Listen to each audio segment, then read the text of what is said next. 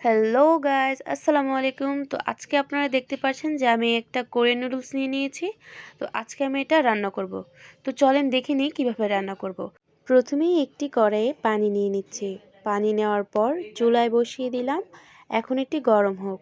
তারপর প্যাকেটগুলো কেটে নেব। তো প্যাকেট কেটে নেওয়ার পর দেখতে পাচ্ছেন যে এখানে একটি মশলা এবং একটি সস রয়েছে। এই সসগুলোর জন্যই মূলত এই কোরিয়ান নুডলসগুলো অনেক স্বাদ হয়ে থাকে এবং এটির দামও অনেক বেশি হয়ে থাকে। তো পানিটা গরম হয়ে গিয়েছে, তো এখন আমি নুডলসগুলো পানিতে দিয়ে দিব। এই নুডলসগুলো সিদ্ধ হতে একটু সময় লাগে, তো সবাই সময় নিয়ে করবেন। তো আপনারা দেখতেই পাচ্ছেন যে এখানে আমার নুডলস সিদ্ধ হয়ে গিয়েছে। তো এখন আমি এটা একটি বাটিতে উঠিয়ে নেব। তো এই যে দেখতে পাচ্ছেন আমি বাটিতে উঠিয়ে নিয়েছি। তো এখানে একটি কড়াইয়ে একটু তেল দিয়ে নিব। এই তেলটা গরম হতে হতে এখানে আমার যে মিশ্রণগুলো রয়েছে সেগুলো দেখিয়ে নেব। এখানে হচ্ছে রসুন, টমেটো সস এবং সয়া সস। সয়া সসটি আমি বাটিতে ঢেলে নেব। এখানে আমার যে মিশ্রণগুলো রয়েছে সেগুলো দেখিয়ে নেব। এখানে হচ্ছে রসুন, টমেটো সস এবং সয়া সস। সয়া সসটি আমি বাটিতে ঢেলে নেব।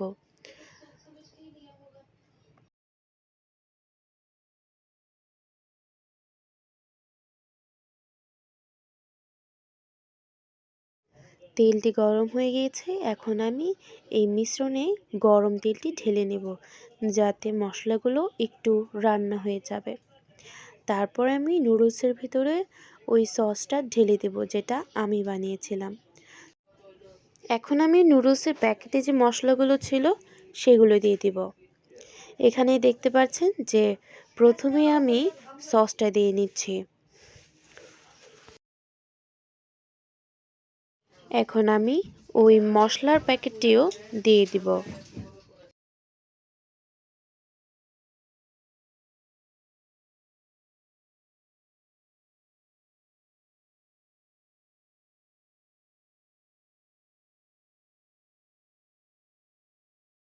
এই মশলাগুলো দিয়ে দেওয়ার পর এখন সবগুলোকে ভালোভাবে মিশিয়ে নিতে হবে।